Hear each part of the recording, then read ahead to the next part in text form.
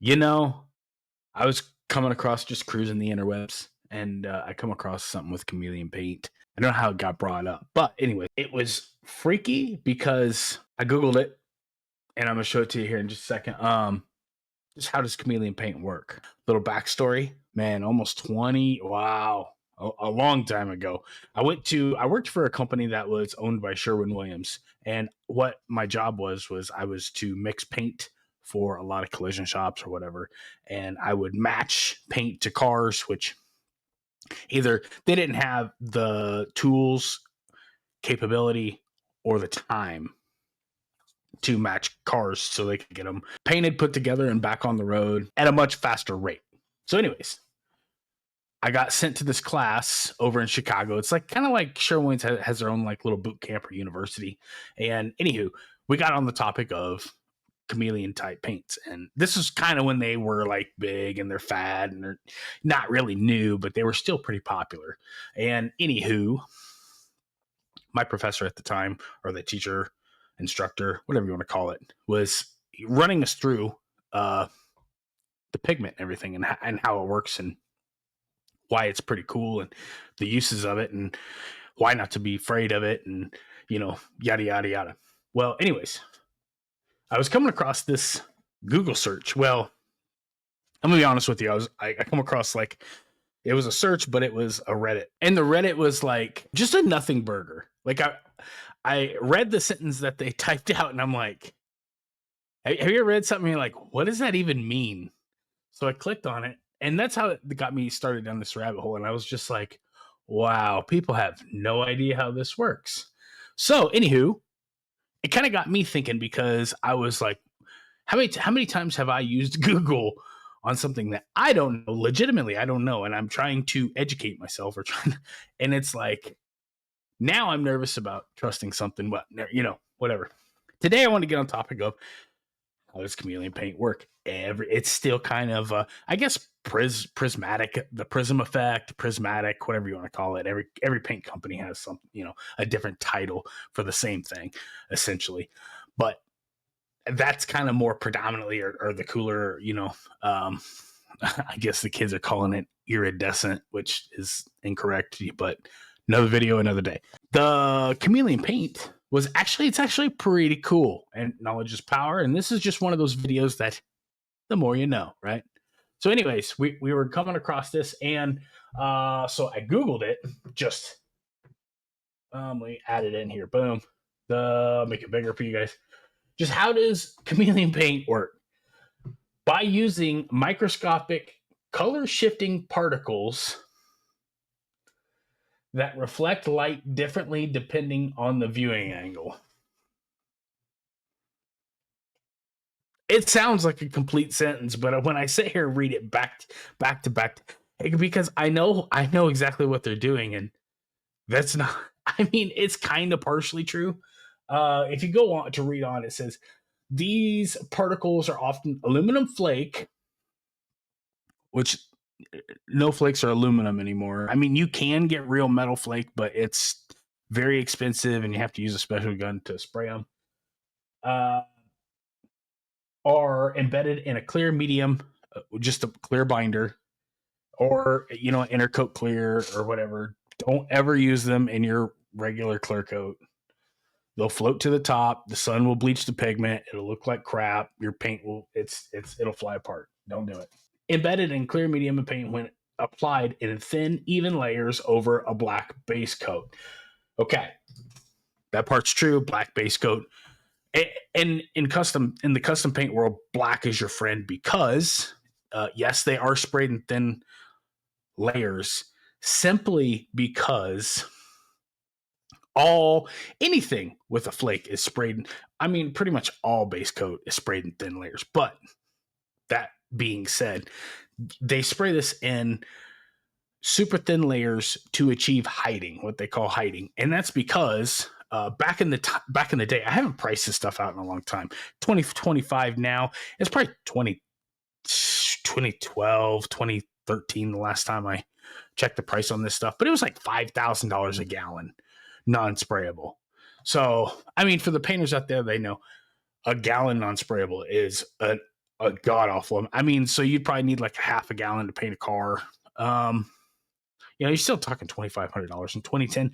That was serious coin. I could only find one really good shot, and it was made by Sem. They took a microscopic shot of like some, not really aluminum flake. It looks like a copper color or whatever. Sem's just another brand of paint like Valspar, or which Valspar owns House of Color, PPG, DuPont, and Sherwin-Williams, and so on and so on.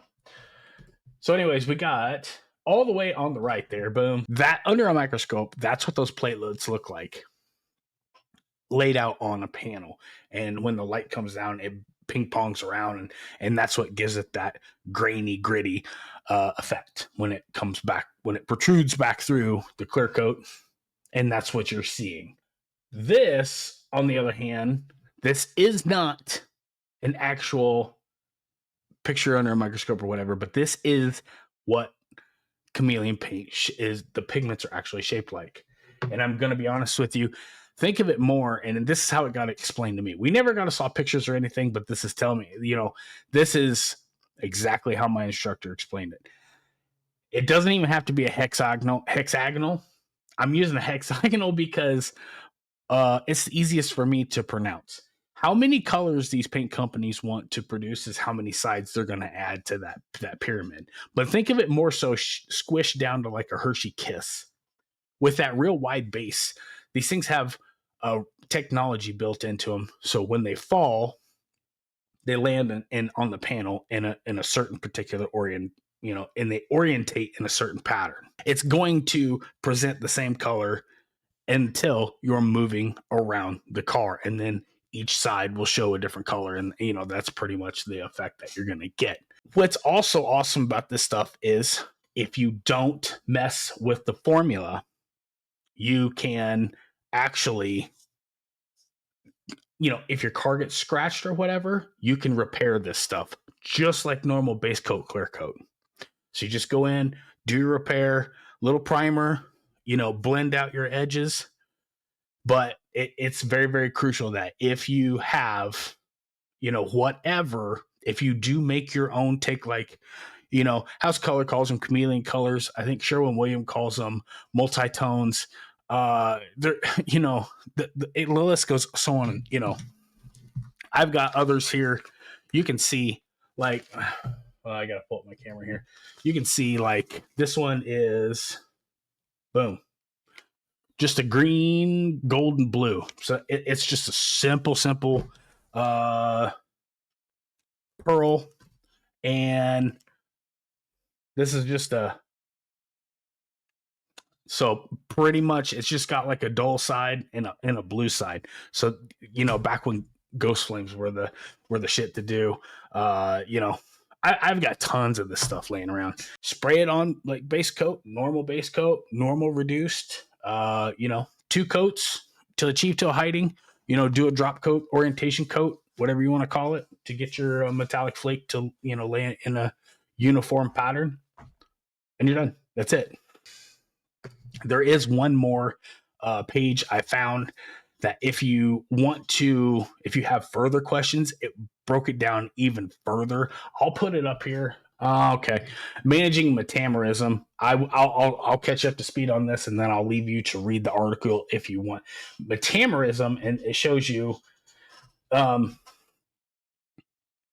imagine you have, your car is painted black, or no, not black. It do some other, just a regular blue or something. You take it to a body shop and say the manufacturer like GM or whatever is going to use BASF. Well, this shop over here, they get really good discounts and they have a good relationship with PPG, and that's the paint that they use, and your insurance company agrees that's the shop they want you to send your car to, and they'll pay to have it repaired. Well, anyways, they're going to, mix up the paint, they're going to do the tinting and whatever, and they're going to get the color match as close as they can. Well, this is a perfect representation, as the problem lies in we drive our cars outside, but we repair them inside.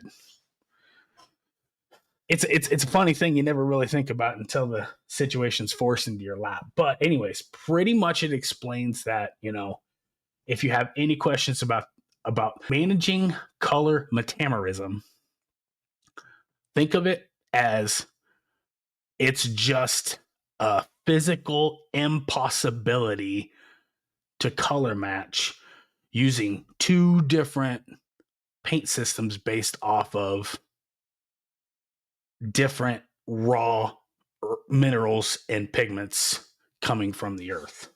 So as far as like white toners, I know white's really simple. I think there was only like two for the whole world, so DuPont, PPG, they all, got a different label, but they're getting them from the same, there was two producers that produce a white pigment. And the list, it goes so on and so on. But anyways, color metamerism is a big thing, but that's really, I read the article and that's really the only confusing thing. So if you get stuck on it even further or have any questions, hit me up. I'll help you out. I'm going to leave. I know that this is agricultural, but there's just not a lot of information out there. And the people that like to nerd out, geek out, and like to take it even further, this is a good page that pretty much, from a 2,000-foot view, this can, encompasses everything that you'd probably need to know about, any kind of flake or how they make it and, what, when, where, why, all that good stuff. So guys, do me a favor, like it on your way out. I hope this helps. It's a cool little video that I thought it's good information for people to know or have access to anyways. I hope you guys are having an awesome day. Like the video, subscribe. We'll catch you guys on the next one. Till then, later.